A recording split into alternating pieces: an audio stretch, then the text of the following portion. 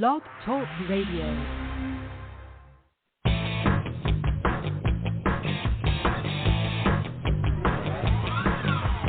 Hey there! Welcome to Big Blend Radio with your hosts, Lisa and Nancy, editors of BigBlendMagazine.com. Hey everybody, welcome. It is May 16, 2022, in case you didn't know. Hello. But welcome to Big Blend Radio's Toast of the Art Show. We are airing live from Bend, Oregon, where we can see mountains with snow on the peaks. Yes.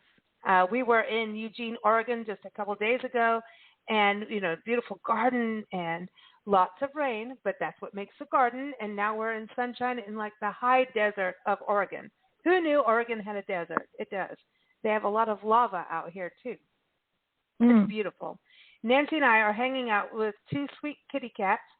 We've got two guinea pigs, a few fish indoors and outdoors, and a chicken. So, this is your host. We are your hosts, I should say, Nancy and Lisa, the crazy mother-daughter travel team and publishers of Big Blend magazines. And, as we travel across the country full-time, we document parks, public lands, but we also pet sit. So you may hear a cat or a guinea pig or a chicken. You never know what's going to happen, or a dog. So, that's how it rolls. So keep up with us at BigBlendMagazines.com. Today we are super, super excited to welcome an actor. Should we say actor or actress? We'll find out. We have Michelle-Tomlinson joining us. She is from northern New Mexico, a place that is near and dear to our hearts. She's an award-winning actor, director, acting coach. We have a lot to talk about. She also likes animals like we do. She's a vegan. Yes, we got a lot to talk about. So welcome, Michelle. How are you? Hi, I'm great. How are you? I've never had anybody introduce me as a vegan before. That's really exciting. I had Thank to put you. It's on your Instagram but I think that's interesting because it's more and more people. I was vegan for quite a few years, and then I can't eat tree nuts anymore. So how do I get my protein? Oh. Right? So it's right. kind of I like to use the blood of non-vegans for my protein resource. This is great. I like that. So where are you stocking them? Oh, wow. Where am I? What? I'm sorry. Where are you stocking them down to get them? Yeah. The blood of they grow aplenty. Oh, but this is about it, right? You can't. It's you can't do this, you can't do that, you can't. It's this whole protein thing. I mean, we eat a lot of beans, and that means that we have our own fuel. But then check it out. Maybe vampires only suck the blood of meat eaters. Ooh. Mm-hmm. Aha. You see, it's protection all around. It's longevity, really. Well, but look, I want to go to this because vegan, people think vegan, you're going to be, I went vegan to clean my body out because when we moved back home to the States, we were living in Kenya in South Africa, and then everything was fine. But when we moved to Kenya as a little child, I was very sick. I had all these allergies to all kinds of things. Everything. And when I got to Kenya, within 2 weeks, all the allergies went away. Food allergies, everything. Went to England, the allergies came back. Went to South Africa, the allergies went away. And then came to the States, and here it comes again. So I went vegan to kind of figure out what is going on. But I actually was very, very healthy. However, I was vegan and then started getting lazy on cooking and how to do the right foods, and started eating all the processed soy stuff and got sick. So that wasn't good. Oh, so that's so toxic. That soy is so much more toxic than people think. I didn't realize that. Wow. This was in the 90s, late 90s and early 2000s. I got, I was doing so good. And people, it's my muscles had actual shape to them, but, then I got stupidly lazy, and that was dumb. She's a bald muscle woman. Yeah. So what led you to become There's a worse vegan? things. Well, we're going to talk about acting, I swear. But what led you to become vegan? And my documentary, we got to talk about that. I really want to talk about your documentary Edge, by the way. Yes, big time. Yes, thank you. Yeah, I was a vegetarian for a very, very long time. And when I was actually 12, I tried to be a vegetarian. But growing up in northern New Mexico at that time of being 12, which was a lot of yesterdays ago, it was not something that was supported. Like literally the only thing I could possibly think to eat would be beans. And I got so anemic and I passed out and, all the things happened. And so, because I didn't know what I was doing and there was just zero information on it at that time. And so after graduating college and I had moved to LA and I had just discovered the world of more food than what New Mexico, like northern New Mexico, had to offer, suddenly the world opened up. And I became a vegetarian really quickly. And then I too ate way too much soy and I now have a soy allergy. But then I got cancer in 2013. And that really made me start to reevaluate whether I was being even a healthy vegetarian, and after I had cancer and it really kind of changed my diet more, but I still was eating cheese and eggs at that point for the protein thing and blah, blah, blah. But then I had a child. I birthed my sweet little daughter. Awesome. She stopped eating eggs when she was a baby. She would didn't matter who cooked them, how they were cooked, where they were cooked. It did not matter. She was just done. I was like, all right, cool. I guess I'm done with eggs. And then she became super duper lactose intolerant. Oh, you're right. And I was like, screw it. I'm done with milk too. And so she was actually the exact point in when I went fully vegan. Because I was hanging on to cheese and eggs. Why? I don't know. I think about it now, and it's kind of, cheese and eggs are just kind of gag me now. But hope was, the reason I kind of went fully vegan, and then have just really focused as much as I can on raising a really nutrition-based little girl. She doesn't. She's never had a Cheez-It or whatever they're called, those square orange things. Oh yeah. Because it's no. There's not I just want to raise somebody who's healthy. In the car. I have a Cheeto that's been in the car for 3 years, and it hasn't changed shape. 3 years. I did it with a McDonald's French fry once. Yeah, and then I had to take it out of the car because they don't change. No. Yeah. There's no mold. There's nothing. No. And some of the so ice cream what is things, it? Yeah. We have a friend who went to an ice cream thing. Somebody dumped the ice cream from the ice cream shop, the little swirly whirly things. Dumped it in the trash can. Couldn't finish it, and it didn't melt. In the hot, and this was in New Mexico, by the way, the hot New Mexico sun. It didn't melt. What is that? What is in the food? And that's part of the thing, for me is what is in the food. And inside it just became very clear. Here comes your next documentary. Well, I'm just saying. Okay. when Lisa couldn't drink milk, I got goats and I learned to milk them, but I was milking them the American way. When we went to Africa, I saw how they milk goats, which is the right way, much more efficient. But she did okay on goat's milk, but not permanently. And goat's milk was very hard to get. So, and then we became the argument of pasteurized, unpasteurized, and I'm like, I give up, just drink water or something. Yeah. Because is milk really the be-all, end-all? It's weird. It is if you're a cow. Yeah, but you know what? We're not supposed to. They're the ones who are supposed to be drinking the milk. Yeah, and you're not supposed to give cats milk, by the way. People, stop it. You're not supposed to do it. If you're doing it, stop it. Stop it. You're not supposed to. And well, I remember as a kid, Nancy, we had these little oatmeal packets. I remember we'd go on safari drives and stuff. So early in the morning, I'd just get these little packets open. And I remember cinnamon was my favorite. And I don't like oatmeal when they put all the creamy stuff. It's like, gag me with a spoon. But then if you just put hot water instead of milk, I'm like, this is cool. I can do this. It's good. Oh, yeah. It's weird. Yeah, no, it's totally fine with hot water. Yeah, because oatmeal creates its own milk. I mean, we have oat milk now, right? Exactly. But this is very interesting because being in acting, directing, you have to have your energy up. I can only imagine the hours that goes into it. So being vegan, so now, the conversation's gone this way now. So being vegan, because I look at athletes now, a lot of athletes have turned to being vegan.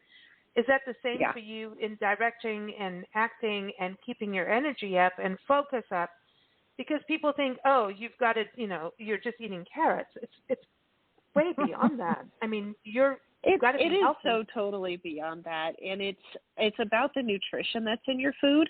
Like today, for example, I made Hope and Me like baked potatoes that were loaded with sauteed, and I saute a lot of times in water and spices versus like a gallon of oil, Yeah. But it had like onion and spinach and carrots and avocado, a little bit of like plain yogurt and microgreens were inside the baked potato. It's kind of a riff off of the medical medium. Anthony Williams has a series of books about food and healing yourself through food and all this stuff. And sometimes I try to pull out recipes from his book because they're just so delicious. And that was one of them. But, so you had, and it's supposed to have beans on it, but whatever, I just forgot. So it just had all these other vegetables involved on it. But when you look at like the nutritional content of what you're eating, and like something may have a lot of this or that and caloric intake or whatever, but what's the nutritional content of the food?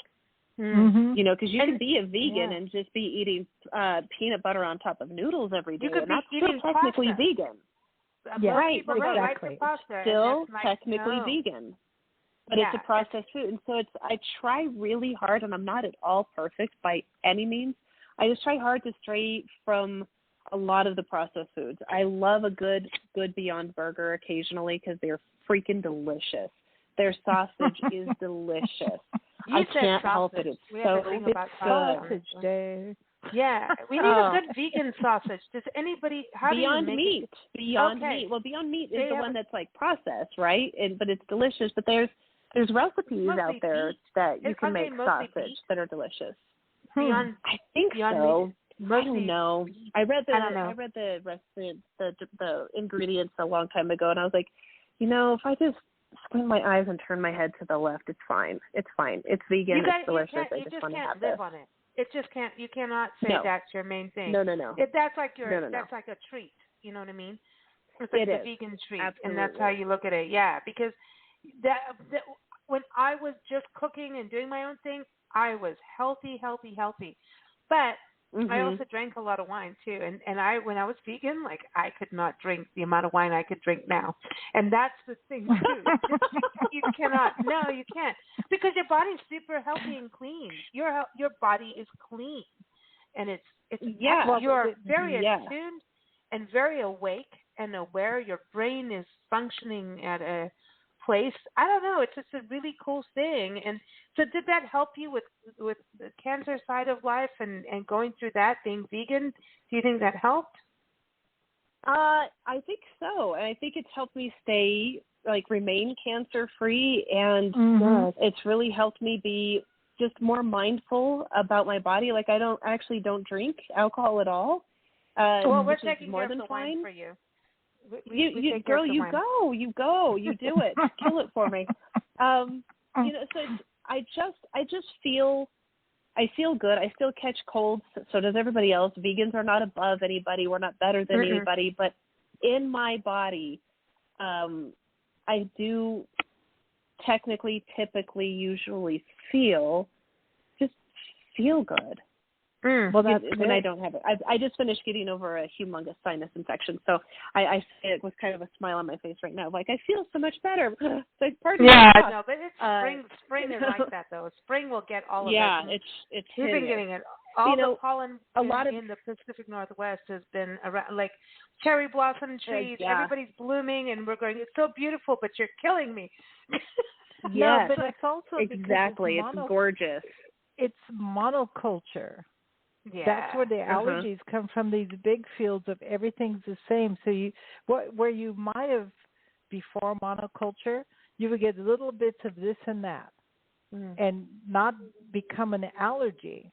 You might sneeze over something, but now because of monoculture, if you drive through something that you have now become allergic to, the fields, especially in certain parts of Arizona, wow, Yeah. man, it can be really debilitating because of the monoculture. And I get that we have to do it, so don't email me about it. I understand the economics. I get it. But the economics of your health Right. don't add up. No. I'm just saying. But they don't. I want to go to your roots in New Mexico. So, northern New Mexico. So whereabouts in northern New Mexico are you from? I was born in Santa Fe and raised in Los Alamos.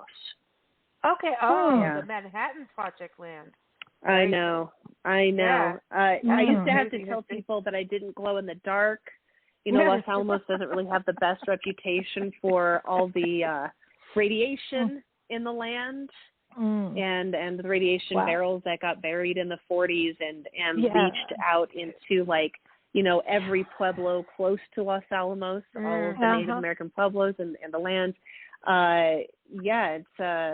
It continues to create pretty serious issues today, even because radiation doesn't just turn off and it doesn't stop because it's like, well, this is where the fence is, so it's okay on the other side of this fence. That's not a thing. Oh, I know. So I grew up having to Yeah, exactly. Oh my God, exactly. Yeah, it was for a smart place. It's lacking in wisdom. But yeah, it's beautiful because the Jemez is right there. I grew up going in the mountains all the time, and so I really am a mountain loving person by nature of who I am. And so we were just always in the mountains, walking in rivers and hiking. Santa Fe is awesome. We were there a couple of years ago at the beginning of the pandemic, right? Or was it before the pandemic? No, it was before the pandemic. Right, with 2019, we were in Santa Fe. Yeah, right before. And we did the downtown. We stayed at La Fonda, and amazing. I love it. Yes. The governor's in. And we stayed around, did our tourism thing, did a walking tour of Santa Fe, and a food tour. That was fun. Right. But it just the merging of cultures in Santa Fe was so amazing to me, and how the arts were just so prominent, and how a community puts the arts at the forefront, all of them, not just visual arts, right? Music. Yes. All of them. Yes. Yes. It was just so amazing. And then going out to Bandelier, and I know we've actually interviewed some people from the San Ildefonso Pueblo, and now I'm getting to that. Oh, yeah. I really want to talk about Edge, because we've done so many shows on Native American culture with different tribal representatives who we've talked about this, about the language and how everyone's trying to document the language right now.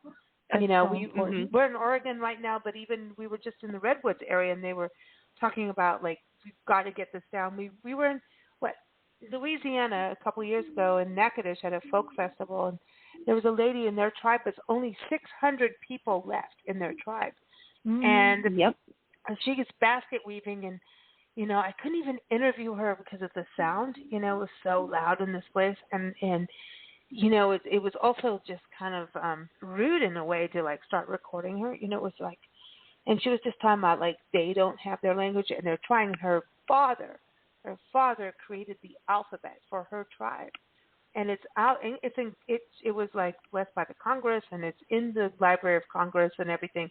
Her father wrote the alphabet so that it could actually become their language is documented. But this is a tribe of 600 people. Just crazy, right? So Edge, I was watching the trailer of the documentary.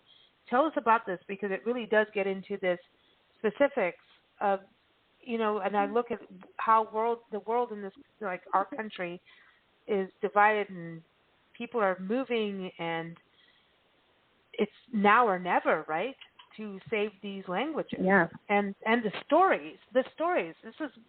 It's not just saving the language. If you don't save the language, you don't save the stories, right?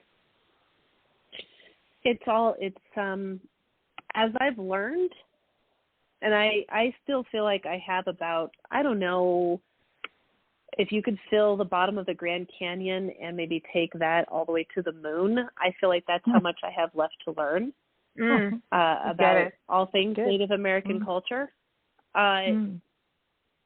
because there's so many cultures, right? We can say Native American culture with no S and make it a singular thing. But the truth is there's so many Native American cultures. And with that is all of these different languages that not that long ago, you know, a lot of people like to pretend it was so long ago in ancient history, you know, back when dinosaurs were on the earth, is when all these bad things happened in the Americas, and it wasn't that long ago, you know, that these people were murdered for speaking their language, for just living being within their culture, being different, right. That assimilation, the need for the civilization, quote unquote, and the assimilation. It's a really gross history, and I'm really passionate about trying to shed as much light as I humanly can on the truth, whatever piece of truth that I can shine light on, because it's much bigger than me or you or my daughter or anybody. You know, it's much larger. But Edge came around when I was having a conversation with a gentleman named James Mountain. He's San Ildefonso. He's the former governor of San Ildefonso. And he said something about his language dying. And this is, when we first had this conversation, I think it was about 5 years ago. And I was like, what do you mean your language dying? Me being an English-speaking white woman in America, what in the hell am I going to know about that? And he goes, well, language is a living thing. And then we sat there and talked for probably a couple hours, and I was blown away by just the enormity of what he was facing, and talking about the dwindling number of elders at San Ildefonso, and what it would mean if, you know, the Tewa language actually died, and just everything he started talking about. And I was like, dude, I think this needs to be a documentary. I think this actually needs to turn into a film, and see what, you know, if we can engage an audience in this on a new level, on a different level. And that was when the seed of Edge was planted. You know, I think today people really, especially because of certain television shows, really want to know their heritage, where they came from. And they want to go past their grandfathers and grandmothers and great-grandfathers, great-grandmothers. They want to go past. They want to know, like, you know, did I come from Christopher Columbus, or did I come from, you know, whoever? And and what has it shaped my personality or my talents? Did I get this talent from this person or that person? They really know. Basically, want to know who you are. And part of finding out who you are is to know your family history. It's a big part. And you may not like your family history, or you might think you don't want to know your family history because you suspect there might be parts that aren't so good to read. But it's not about, it's about how you choose to use what you were handed. It's not about what you were handed. It's about how you choose to use what you were handed. So you are handed, probably, if you could put it on a plate of food, half good, half bad, maybe. I don't know. I'm just trying to be equally fair. Use the good, use the bad, whatever. It's up to you as an individual. But I think there is this thing where we really want to know, especially in this country, because we're such a mixed bag, is who we came from, who are we? Well, because other countries, like if you go to Italy, do you really see more than Italians? Yeah, but not like this country. Well, in the Native American culture, they got moved around. They got their hair cut off. Please, let's brainwash you into something else and move you away from all your roots. I mean, we've done shows where, like, we were talking to folks that were moved from Nebraska to Oklahoma into reservations, and they took their corn with them. Their corn would not grow in Oklahoma. And then this museum in Nebraska said, here, we're going to this was where your land once was. We're going to let you plant the corn and let's see if it grows. It grew. Yeah. It grew in Nebraska where it was from. Well, the corn knows where it wants to grow. Yeah, but for Native Americans, it's like they're attached to the land. You know, we talk about veganism and stuff. Like, hello, it's about what are we doing to the land and nature, and Native Americans have that. And I think it's so important that their lessons are, you know, their lessons, their stories are documented in ways. It's so important, you know, in every shape and form that language gets documented. So, you know, looking at this, you know, Michelle, with the film, are you sharing the story of the language? Are you able to, what part of the documentary, because, you know, we understand the need for sure, but what is happening to actually, like I was talking about the one lady, her dad actually documented the alphabet, and that's a whole. I mean, then what do you do with the alphabet, right? You know, because they have different words and things, you know. So from there, what's happening with the language? Are you documenting goes from there? I don't feel like I have any business documenting anybody else's language. You know what I mean? Like, as far as like me being like somehow recording it or trying to save somebody's language. What I'm really working with is, and I'm working with my co-producing partner, Lori Bowen, who's insanely brilliant, wonderful woman. And what we've set out is to inform and inspire. And I especially want to inform the non-native humans about this ever-growing issue and inspire, support, and if I can at all, if we have the ability to at all inspire any Native youth to maybe, if they see this film, to maybe try to start learning their language or becoming more fluent in it. If that inspiration happens, then I will, oh my gosh, I'll do backflips. Like it would be really exciting if it could have an impact like that. But I also really want to inform the non-Native people about the importance of supporting Native American cultures, which obviously is exactly into their language. And as I understand it, Native languages are a spoken thing. It's spoken. Absolutely. They're, you know, and when we start talking about how do we save, how do we preserve, what is a thing, an answer a lot of the time is to ask your elders. There's you know, asking elders, and the film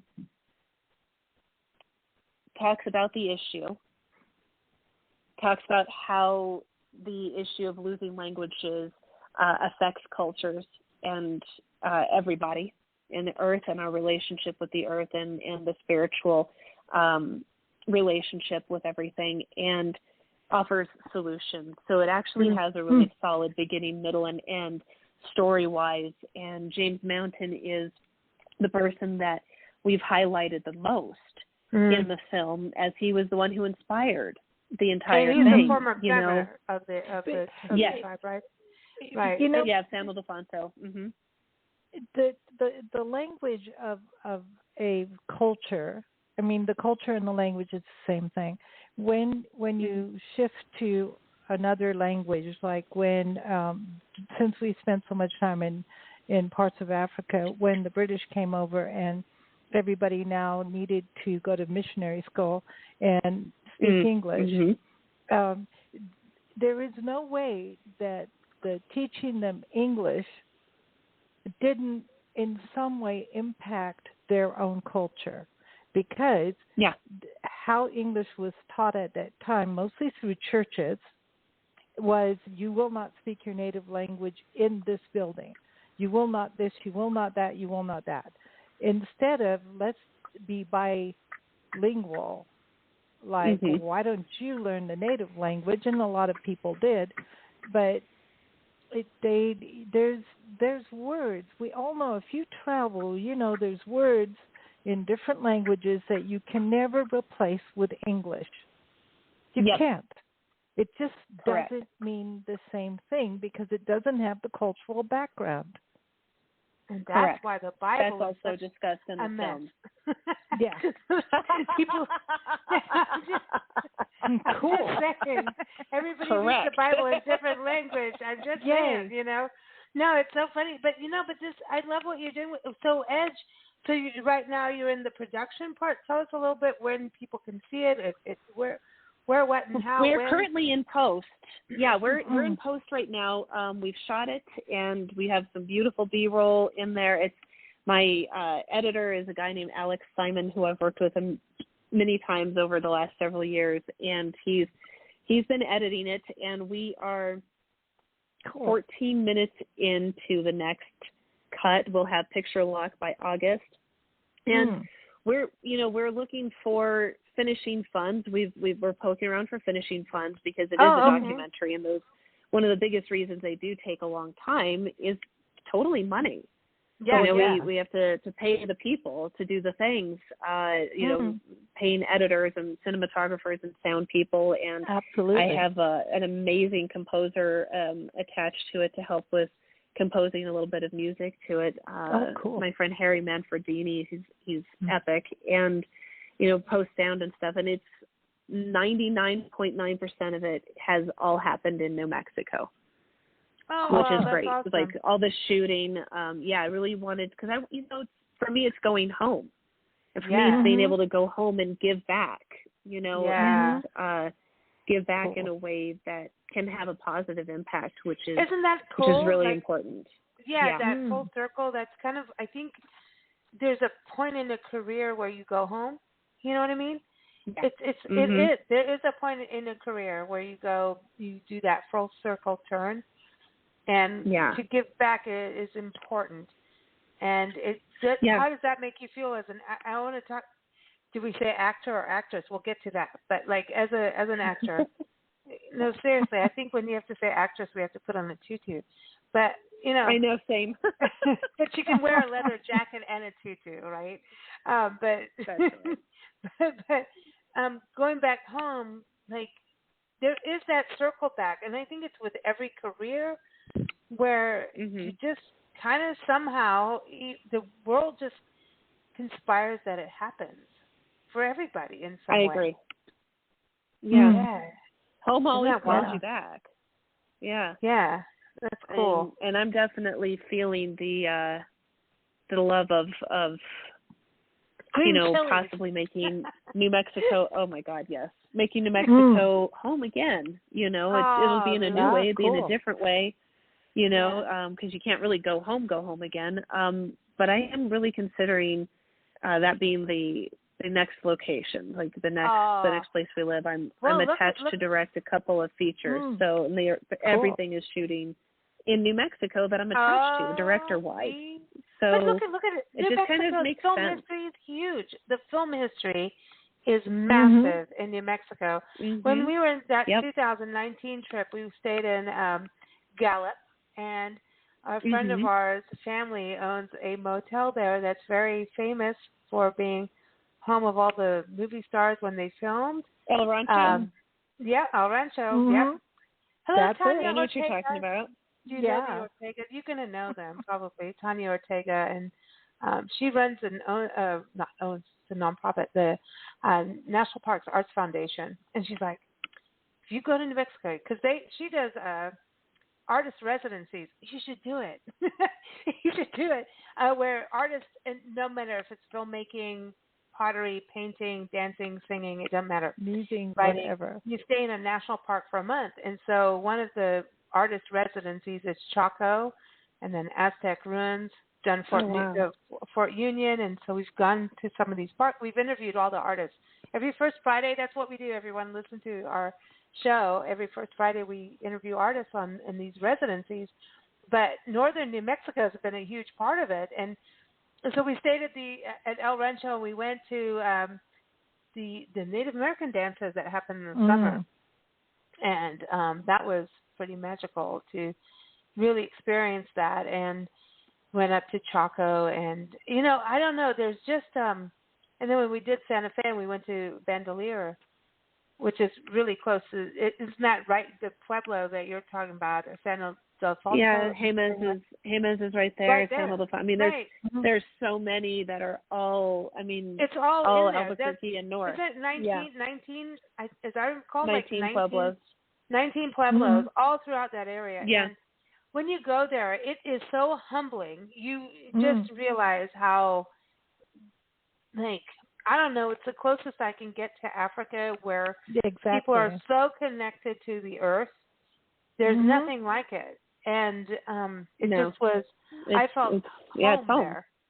It is home there. It is home. It is home. And when you go to these pueblos, like in Bandelier, and you realize how people were living, like Gila Cliff Dwellings in Silver City, too. Like, that's, it's just, it's like, how could you do that to people? Like, I just want to go, they created this existence, which is already really hard. You're going to live in these cliff dwellings way up high, and then you're going to go, grow your corn down or up, depending on where. And up and down you go. This was like, survival was life, right? Yet they had this, like, I don't know, like this it was life with nature. It's beautiful. It's absolutely beautiful. You live, when you go in these cliff dwellings inside and you look at their view, like, dude, it's nice. Don't put a condo in it, because you lose the natural connection. Right? It just is. And I think Santa Fe's done a good job of keeping its authenticity of, its plaza, and it's not been without a lot of trials and tribulations and fight, though, right? Yeah, I bet. Like, where the governor's palace is, where the artists are selling their jewelry and their pottery and everything. They're there on the sidewalk. They had to fight to be able to stay on that space, and all the people inside the plaza square itself the palace are governor's not area, right? But it's not and it's not the same. You're not getting the same. I don't know how to say this without sounding hideous. You're not getting the same quality of art. Somebody's going to burn me for this. It's not what the marketplace used to be. It's not the authentic marketplace it used to be. But when we went there, where the governor's palace is, it still is. But they had to fight. The pueblos everybody had to fight to be able to stay on that sidewalk, because so many other people, like, let's pretend I was like, oh, I should be on that sidewalk and I'm going to sell some stuff. Well, I can't, because I'm not Native American, and I have no right to be selling on that sidewalk. They had to fight to keep that going, and I respect that so much, that stretch of sidewalk on the plaza in Santa Fe is one of the only places I will shop for jewelry. Oh, well, because that's how much I actually respect what they had to go through. I'm just going to say we were kind of naive when we went in there, and we were in the plaza, and I got to try to be politically correct here, and so I'm trying. Okay, how do I say this without getting everybody in trouble? But anyway, no matter what, it's going to land where you point your camera. Yes, I was like told to go photograph there, and I did, and it really lands on my shoulders. I freaking know better. Filming. We filmed in Africa and everything. It's like you never just photograph people. And I'm really one of those people. I always photograph the back of people, not the front, unless I talk to them. And I don't even want to talk to people. I mean, we do on radio shows. That's our thing. But we're hidden. So I don't like Zoom video things, and we still have to do it. But, I'm shy, believe it or not. But it's like, okay, here's all these, people, and it didn't make sense to me when I went there. And, of course, I photographed and got in trouble. Like, didn't get in trouble. Yeah. The lady said, you should ask permission. I was like, you are so freaking right. I'm such an asshole. Right. I'm like, I'm an asshole. I'm Way so to sorry. own it, though. So I turned around and I deleted everything and showed her. I deleted everything. Good. She says, all you had to do was Good. ask, and you didn't need to delete. I'm like, no, I did. This was wrong, and I'm stupid, And I deleted it, and I was like, what the hell? I turned into that typical American brain of just, no offense, American friends and family, but there's this, I became the ugly American tourist, right? And, I was like, what the hell? I grew up living in different tribes in Africa. I mean, I grew up with this. We saw what people pointing cameras in people's faces and never thinking once that they should ask permission. Zoo, people. It's not a zoo, but I did it, and I was like, what the hell? Just because your little piece of paper says go do, like, no. And I was so guilty, and I didn't even want to say this today, but I have to, because I was the stupid one. And she looked at me, I went, oh my God, I'm like, I suck. It just, dude, I fell into that stupidity trap, but I didn't understand it really, the way that, the Palace of Governors, this strip outside a building. Yeah. To me, I didn't understand it. Like, what was going on? You don't know until you know, Yeah. Like, you just don't know until you know. And that's the thing. And I can't tell you how many times, to use your phrase, I've been the stupid one. I mean, recently. So recently I've been the stupid one, in all of this sense. And all we can do when we are the stupid ones is learn from it and own it and go, okay, wow, holy crap, this was not my best moment, and I didn't know, and I'm like, I don't know what I can say. So it's really just ownership. I think my personal perspective is just ownership of what you've done. Because you can't. What are you going to pass it on to somebody else? Like, it's not my fault. I didn't know this thing. It's like, oh my God, I'm sorry that I didn't know this thing, and now I'm not going to forget this thing. Deep down, you do. And when you're filming, you're in a mode of filming that you are in that mode of filming that you honestly, you do not think that way. You're filming. I remember somebody took a photo of me way back when we first got to this country. Nancy and I taught musical organ teaching people how to play musical organs, musical teaching. I don't know. Whenever I say we taught people how to play with their organ, it sounds bad. Oh boy, here we go. So anyway, we landed in Florida, and Nancy had a magazine in South Africa, and we were like, we'll never do that. And I worked for her as a kid, all that. And we're like, we're never doing that again. It's so hard. Well, look at it, 25 years later here in this country. But in the meantime, we were teaching people how to play, we were both musicians, teaching them how to play organs in this company in malls. So they were selling the organs. And anyway, I went outside, and back in the day, I used to smoke. Sorry, people. Yes. And it was quite fun. But don't do it. I haven't done it for years. But here I was at the entrance of the mall. They had this ficus tree or whatever, big old plant. It's like behind the ficus, it's like between the two ferns. Here I was outside the mall smoking a cigarette, like just in between breaks. Like, no one's going to smell that. Some guy came running up and took my photo and ran. And I was like, what the hell was that? And my sales manager was with me, Tim. And we chased them, and I'm like, I'm fresh from Africa. I'm gonna tackle you, dude. I'm gonna take you down. Because when we left South Africa, like, stuff was going, and it's like, And he just said, no, you look physical. I ran after him, and he goes, I'm sorry, it was just I'm doing this photo project, and he goes, you just look so like you shouldn't be smoking, which was exactly true, and the picture was perfect for what he was doing. You shouldn't be doing it like a sin. The proper way would be to stand there. I took your photo and explain. I understand I'm telling you before the photo. He ran, and it was weird to me. I freaked out. Like, I'm like, that's creepy. And so I was like, whatever. Creepy. And he's like, I have the photo, and I have the right, and it's a public place, which he's right. It's in a public place. But that feeling, and so that day, that was exactly when I photographed them. I did delete it, and I do actually have photos where they were approved and everything, but they that feeling of what it must feel like to them, sitting there. Here's my jewelry.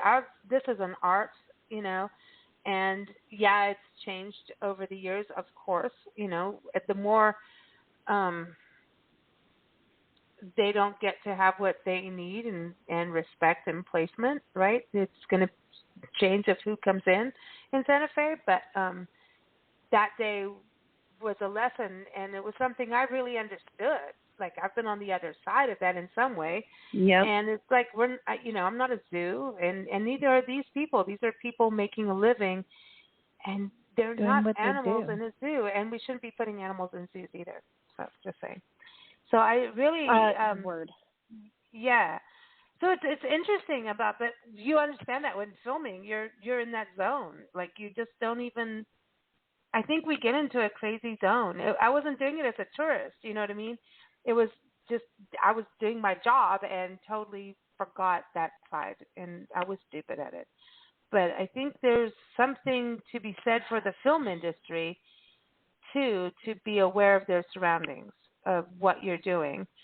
Do you feel that as a director and filmmaker, even actor, like your location, like if you go in location, like in Joshua Tree, they painted over, some filmmakers painted over the petroglyphs of the ancient ones because they thought it would look better. Yeah, in Joshua Tree National Park, they actually physically painted over them. They thought they could make them look better in their film. Yeah, look better. Look better. I know, right? And how can you make them better? Actually, there. You have Photoshop to make them come out. It would show better on camera. So they destroyed them. Let's just say they refreshed them with modern paints. It's horrific. I mean, it's talk about base misunderstanding of what you're even photographing. So I think that talk about in a white way, privilege, actually. Yeah, it's beautiful. Amazing. So we should That's like. amazing. I think wow. There's this thing like I know. We were like, what? So okay, like this goes to a place of filmmaking, right, and directing. So there's the sound stages. Like, I know we've stayed in Peachtree City outside of like where they do The Walking Dead and everything. There's all these sound stages and everything. And they've actually, communities have been revitalized over the film industry, completely revitalized in good ways. But there's the negative ways too, and I think people get nervous when movie crews come into a town, like a small town, and then a lot of people get excited. So where's the balance? And a lot of people get burned. Yeah. I think that that's such a big question. I know. Big question. Like, welcome it's to the show. It's we were big just supposed because to talk about your documentary and your acting, but hello. Let's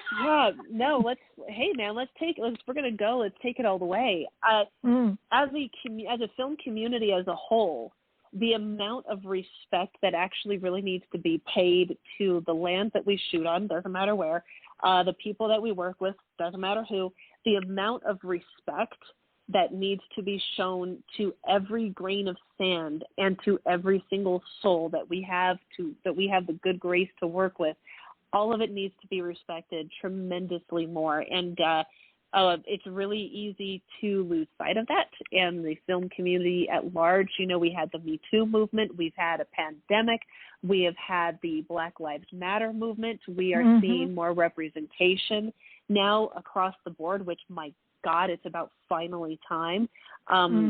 We're starting to see some more of that, which is great. And we also need to be really mindful of when we are in small towns. I'm attached to direct a film called Portales. I graduated college in Portales, New Mexico. And really? Wow. Yeah.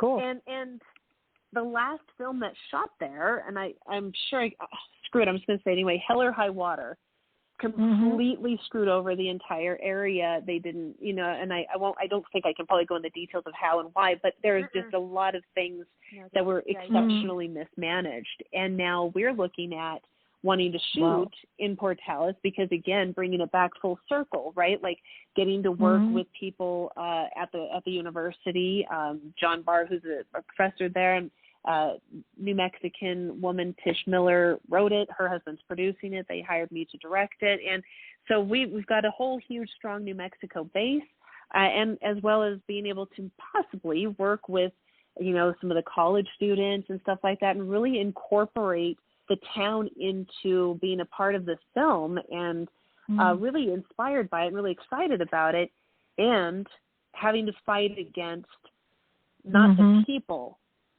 the history that happened there with another film that trashed everything and didn't do a lot of the things they said they were going to do. And then here we come, this little independent project going, God, I'm so sorry that happened.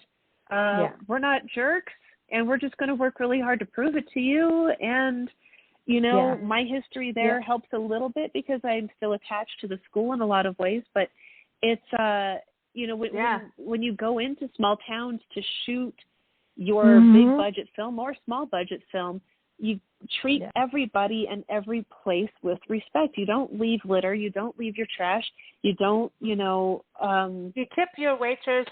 You tip your waitress. You tip the people in the hotels because, here's the deal. The tourism benefit is huge after the fact of the film coming out. The money that comes in during the filming is big. So, I mean, we know this from communities. I mean, we travel full time, documenting parks and public lands, and a lot of them are all part of movies and film and destinations. So, I mean, and we're multi-sided. We're the blend, So there's a lot of stuff. Like we were going to Gallup. It's like, here's this film history, and we have our friend Steve Steicher, our Hollywood historian. He looks it up. He's like, hell, look at all this. Tarzan was filmed here, or this was filmed there. And even it's important that the independent, smaller ones are. And honestly, I really want to say, like, small towns embrace the independence, because it's like that's where you can bridge the gaps of what's happened in the past. We understand this. We're a magazine. We're an independent magazine. Now, think before Google, when we were a print magazine in this country. And I would go into a town, and we're independent. We are not corporately owned. We are a mother-daughter business, and so we sell advertising. You have to fund your film. Same thing. You'll go in, and somebody has screwed everybody over in a town, and I'd have to sit there and still go, please buy an ad in our magazine. We're still here. It's look, that's not us. Yeah, it's not us. Just because they did that, that's not us. And why should you trust us? Okay. And as a brand new magazine, why should you trust us? Well, because, we are actually family. We're here. Like, you can call me. You can come to my house and, do whatever. We are here. It's just very, it is very hard. And small towns getting screwed means that they really got screwed because they really don't have that big income. But a movie gives them community pride, really, and also gives them a place on that map, that movie map. New Mexico has a movie map of the movie history of New Mexico is major. They're being really good through tourism. I believe that the New Mexico Department of Tourism is pretty good about that. I don't want to get into that with you or not, but as far as I know, New Mexico is a good place for making movies. And if you can, and the small towns, there are so many small towns. Like, you fill your gas tank, right? And we just recorded an interview before you with artist Victoria Chick in Silver City. We were just laughing about this, saying in New Mexico, you always fill your tank when you're anywhere close to half a tank. You fill it if you're driving around. Absolutely. And you pee. And you go to the bathroom. Because you always go to the bathroom, know how long it's going to be. Not. And there's never really a big tree for you to pee behind on the road. So not unless you're in the mountains. Yeah. Right. You need to fill your tank and pee whenever you can. No, you just do it. It actually gets to a point where your body goes, there's a gas station with a restroom. I don't really need to go, but you better. Your body goes. I'm going. Yeah, you're going. Yeah. It directs the car. But these films going into these small towns, it's so huge. It is such a big deal.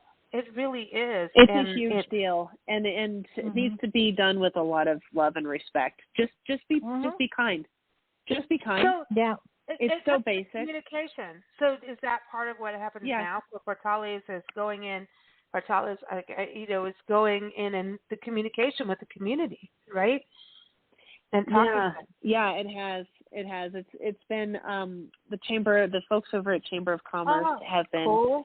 I mean, my God, epic, kind, inviting, warm. We had lovely meetings there with some of the local business owners and things like that. And so, we're working our way, and we're doing funding and all of the things that a film needs to do. We're just getting all the working bits in order. But there's been a lot of love because there's been a lot of one-on-one reach out, and that's good. It's just I'm really grateful for the gentlemen who've been working in the Chamber of Commerce. They've been very, very kind, very supportive. That's great. And there's, I know there's a film commission in the state, but it's really true. Going into the Visitor Bureau and the chambers, majority of the time, are really good. They know who's ready to work for their town. They really are. Chambers of Commerce, you call them like, I want to do this, and they'll go, well, we know so-and-so, we know so-and-so, I mean, it's like the community central right there at a fingertip. It really is. And honestly, 98, 99% of the time, if a movie is made about your town, it's a good thing. Yeah. And everybody knows that. Seriously, it's a good thing. It's an opportunity. It becomes part of history. And it brings the town revenue in so many ways. First revenue comes from the people coming in to make the film. Second part of the revenue, which is longevity, is the people who keep coming as tourists, visitors, to go and visit the places that the movie was made. Right.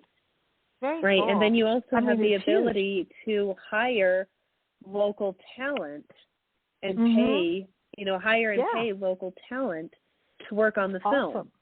Yeah, it's awesome. In whatever capacity. So it's also the idea of creating, not long-term jobs, obviously, but possible long-term careers for somebody getting their start or coming back or whatever the case may be. And I'm really all about trying to pass opportunity to others in whatever capacity that I can at all be capable of doing. Because I believe in unification. I believe in working together and collaborating and just the teamwork. Really, isn't that what movies do? They unite. They make you feel. They're supposed to. Yes. Yes. What led you to become an actor? Gosh, when I was 6, I was a dancing tree in a play. I think like a Snow White or a Cinderella or like one of those things. And I loved being on stage. And I was like, oh. And then, I did this summer theater a few times. And then when I got to high school, I fell in love with video productions and ditched the idea of acting altogether and started what we would call now creating content in high school in my video productions classes, and learning how to write and create and produce and direct and edit and showcase and all of the things that it takes to make content. Usually it was news stuff or it was music videos and stuff like that. And then I popped into college and did not fall in love with the communications department. And instead, I fell in love with the theater department. I was like, I'll take a beginning acting class and take a makeup, like a theatrical makeup class, just for those easy A electives and just to go have fun. And as soon as I walked in that theater, it was like, oh my God, I'm home. That's when awesome. when I played with a mustache, like putting a mustache on myself in the makeup class, right, with this spirit gum and these little hair things and all the stuff it takes, I was just transfixed with the idea of how quickly you can become somebody else, to really embody a character in these different ways. And oh man, did I fall in love.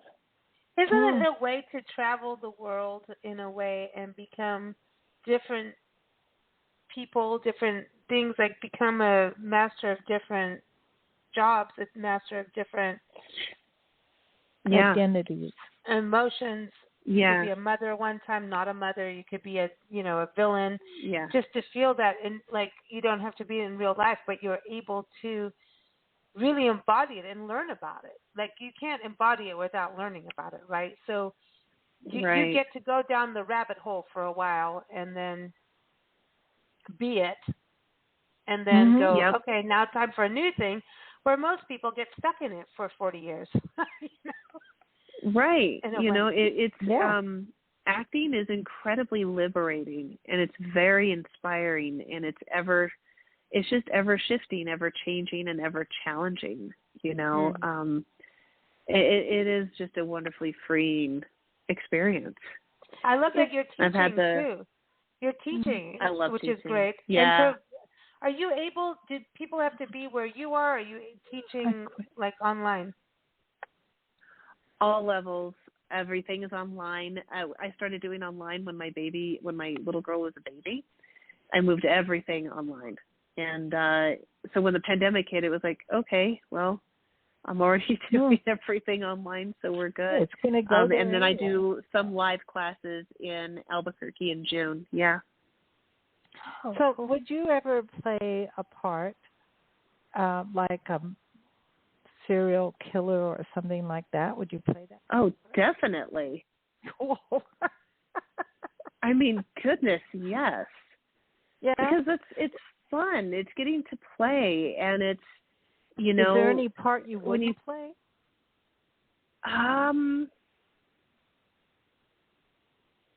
It's a really good question. I've played some really hideous characters that I don't agree with at all on any moral ground.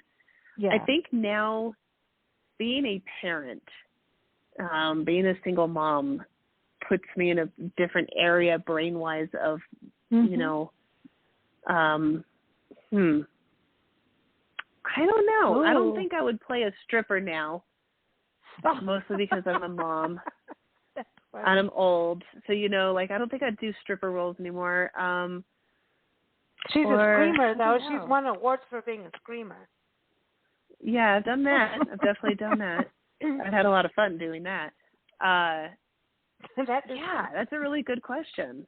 But definitely no strippers. Isn't it fun, actually, when you think about it, is to be somebody else for a certain amount of time and really get into it? Because if you don't really get into it, you're not really doing your job.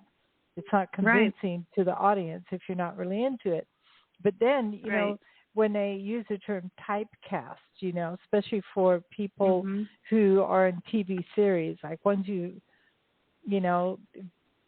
been in a TV series, it's really hard to go do something else unless you really have the connections and you can really make yourself not be that typecast character. Because they tend to, like, if you're a detective, okay, now you can be a detective in a movie, but you're still a detective. What if you want to be... You're still the detective. Yeah, exactly. Because I'm like, one of the things we watch, oh gosh, Lisa, you'll know the name of it. The Martin Sheen and the other guy, Sam. Oh, you're talking about the Frankie and Gracie thingy. Yeah, where the two guys, if you look at Martin Sheen's career and Sam Waterston's career, Sam Waterston was like this big detective, and then he was a lawyer and a prosecutor. Now he's a lawyer in that too. Yeah, and now he's retired gay man who's they're both very flamboyant from being hardcore. It's totally opposite to anything they've ever done. But it's and both it's magical. Extreme. But it's extreme, so I think they go from one extreme to the other, which is similar. But the talent it takes to be that convincing after years of being typecast of certain kind of characters, I have to hand it to them. I think that just shows the dedication to true acting. I agree, and to storytelling. Yeah. You're telling a story, and when you get locked into people only seeing you one specific way, I mean, that did happen to me for a while, and it was very it's great and beneficial, but it's also a little frustrating you know, when you're locked into just one thing. Yeah. But at the end of the day, your job is to tell a story. And at the end of the day, you have an essence about you where people will generally buy you only a specific way until you kind of otherwise prove that you can be more than what people think, and it boils down to your essence a lot of the times. Like, you know, I'm pretty edgy. I have tattoos and blah, blah, blah. And I might cuss a lot and things. And, you know, but I'm a single parent. I've been a soccer coach for my daughter's soccer team. Like I'm a vegan. I'm crunchy. You know, all these things. I'm very organic. I'm very snooty, right, in a lot of ways. But soccer, if you were to can just I just look, give shout out for soccer, because I was a soccer girl. Thank you. Hell yes. Oh. And come on, girls. Yeah. America it's here. important. I mean, watching the American girls getting out there. Yeah. Sorry. Okay, I'm back. Yes. No, it's important, you know. But if you were to look at me just in general, I wear a lot of black. I'm covered in tattoos. I'm a little edgy, blah, blah. You might not cast me in a movie or TV show where my character is a mom who drives her 12 children to soccer practice on Tuesdays and cuts all the oranges and makes the little snacks and the paper bag lunches and all of that and wears her hair in a ponytail and wears cardigans, right? Like, the chances of you booking me in that role would be very, very slim because of my essence, because of how I come off, because of how what my energy says about me. And in the truth of life, I mean, my God, like I said, I coached Hope's soccer team, so it's a different thing. So, you know, it is also partially essence. And when you say that these actors have gone from like one extreme thing to this other extreme thing, what we're picking up on is the ability to play really strongly directive characters. Really strong with this point of view, really strong with that point of view. They're very extreme. You go from one they're to different, but it's a pendulum swing. Yeah. It's a complete pendulum swing. It's not chilling somewhere in the middle. Not to say they're incapable, because my God, they are. But you know, it's what people respond to as far as artists and essence when it comes to acting. Yeah, because they're believable in either role. They're totally 100% believable. But now they're playing the opposite, which to me, if you're an actor, then to play the opposite of everything you've ever played would be a goal. Yeah. Absolutely. Yeah. Absolutely. I love it. Yeah. Like I'll play a Hallmark mom yet. Oh my God, no. Well, you should. They would be like, she's a rock and roller who just moved into town, like a Hallmark. Buck at the general store looks her up and goes, "Ooh, there's something new in town," and she's wearing a leather jacket. Ooh, but then she's got a small heart. She's a single mom with a daughter. Here it comes. No, here we go. No. I could write the story right now. Here. The Hallmark mom who's having an affair with her. And then wait, Christmas. No, here's a Hallmark mom having an affair with her best friend's husband, and then she kills him. No, you can't do that on Hallmark. That's my You're not allowed. That's right. You can't do that on Hallmark. You can't shank anybody, but that would definitely be my type of character. Yeah, it's like, hello, you want to come on a boat ride with me? I'm going to stab you, but you know. Yes. No. Okay, but of death. I know this is such a good conversation. We went from vegan to stabbing people. It's great. It's great. It's good. Happy Monday. One of your favorite movies of all time, what is it, and what character would you like to have played in it? God. I know, I suck. Let's see. Well, I mean, I love a good action flick, to be really honest with you, and I really love Expendables 2. And I don't know that I would want to be in Expendables 2. I just love Expendables 2 and the heart of it. So what character? But, you know, Tomb Raider. There we go. Oh. You know, because it's fun. I love action. I love watching action. I love watching women overcome ridiculous situations that are stacked against them. Okay, then what about Gone with the Wind? Yeah, there you go. Gone with the Wind. Hard pass. Hard pass. No, come Hard on. pass. Would you, Gone with the Wind, would you want to be, oh God, what were their names? I just see Carol I Burnett slept through Gone with the Wind. I've never seen the whole movie. Oh, I think my mom or somebody tried to get me to watch it when I was a kid, and I wasn't having it. I wasn't having it. It's crazy. No, but have you watched Carol Burnett do the takes of Gone with the Wind? Like when she comes out with the curtains on her shoulder? Funny. Like that's funny. But, no. No, it's not her thing. Scarlet. The Scarlet. Miss Scarlet. The floozy. Okay, but Tomb Raider. Yeah. She's in Tomb Raider. Yeah. It really, for the fun of it and for all of those good things, So would you okay. So that leads me to this. Would you want to act in what would become a video game from a movie? Would you want to be like the actor would be?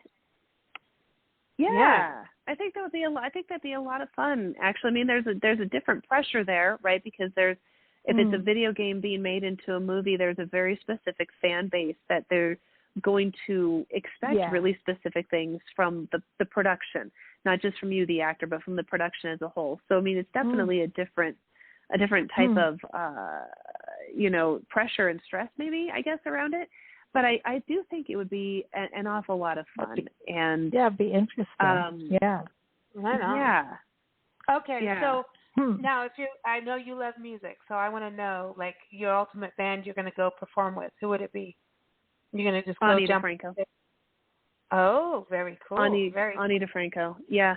Now, I do love a lot of hard rock and roll. Don't get me wrong. I love everything. I listen to music. I listen to all kinds of music, and I'm raising my daughter listening to all kinds of music, from a little bit of piano-y type of things to Native American flute music, like I grew up listening to at home, to Motley Crue, to the Who, and I don't mean the WHO. The Who is a HU. They're a Mongolian throat singing band. So we listen to everything. Now, what about the guy that was from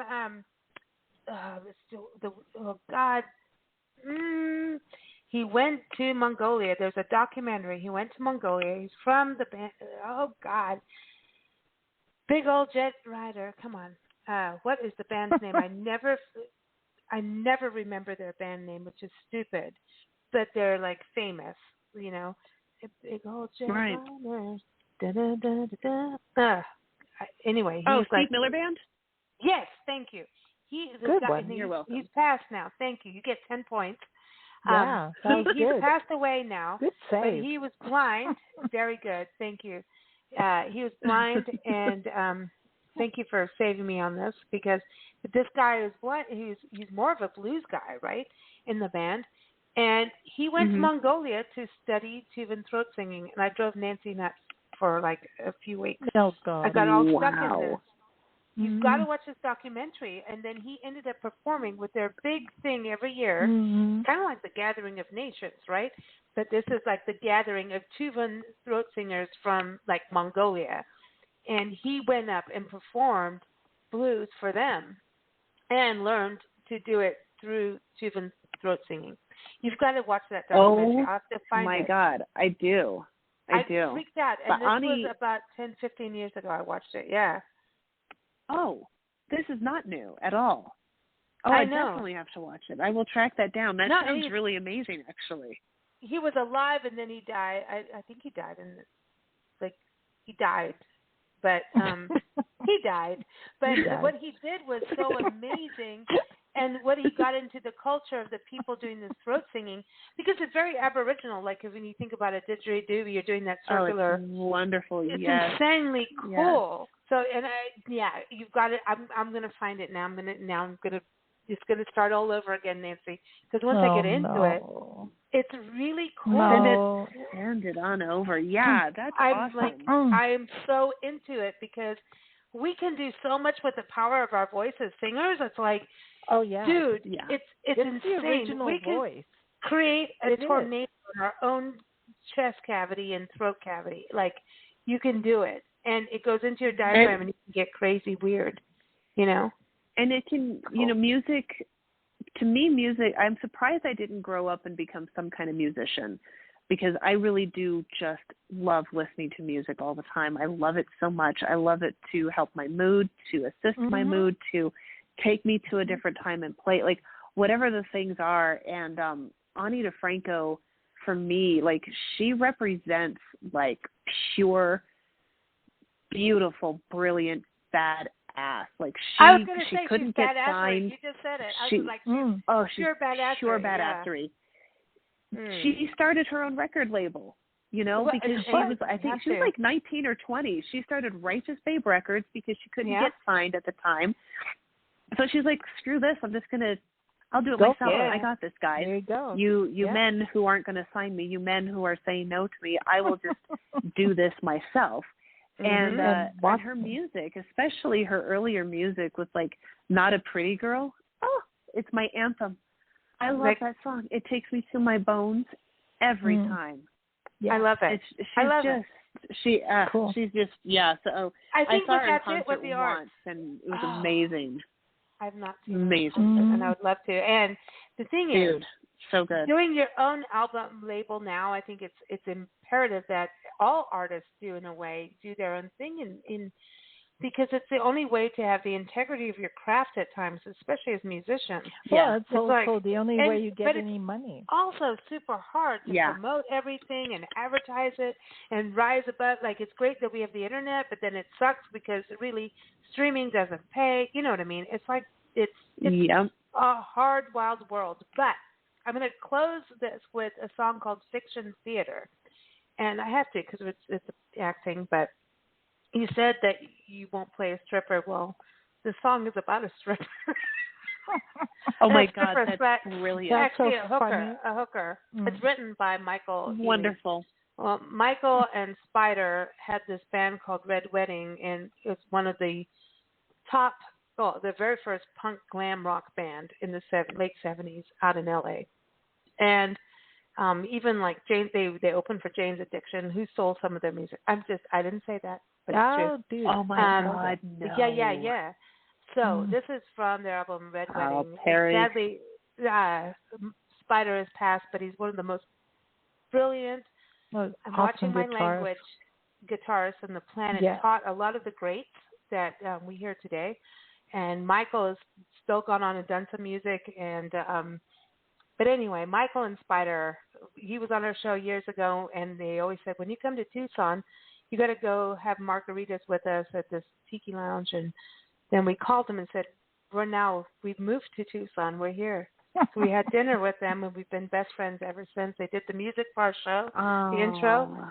Anyway, so when I was like, you're coming on the show, we got to play Fiction Theater. So it's one of my most favorite songs on the planet. So here it is, Fiction Theater. But everyone, keep up with Michelle. Go to her website. It's Michelle-Tomlinson.net. And that's Michelle, Tomlinson. Tomlinson. In other words, there's no H in there. Michelle-Tomlinson.net. Go keep up with her on Instagram. You're on Instagram and Facebook, right? Those are the main places. And IMDb, whatever that thingy is. Go there. The film place. Her resume's there. Go watch the trailer for Edge. Please go do that. And it's awesome. Please keep us posted when it comes out. Please come back when it comes out. Okay? Thank you. Please do. I certainly will. Thank you so much. Thank you. And everyone, keep up with us at BigBlendRadio.com. Thank you for joining us. We love you, listeners. And here it is, Fiction Theater. Thank you, Michelle. You take care. Thank you, girls.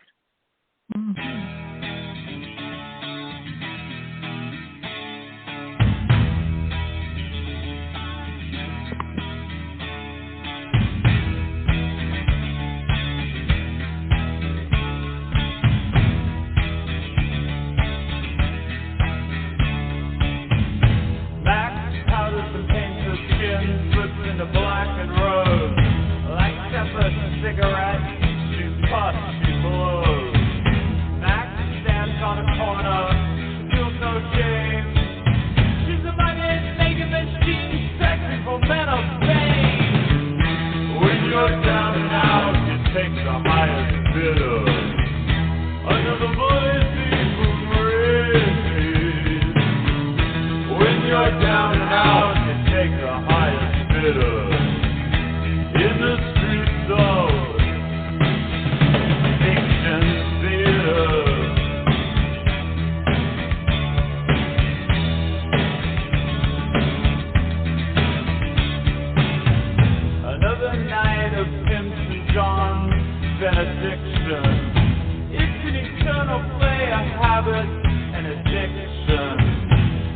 the fast production, the same tired line. But she must produce in a race against time. When you're down and out, take the highest bidder. Under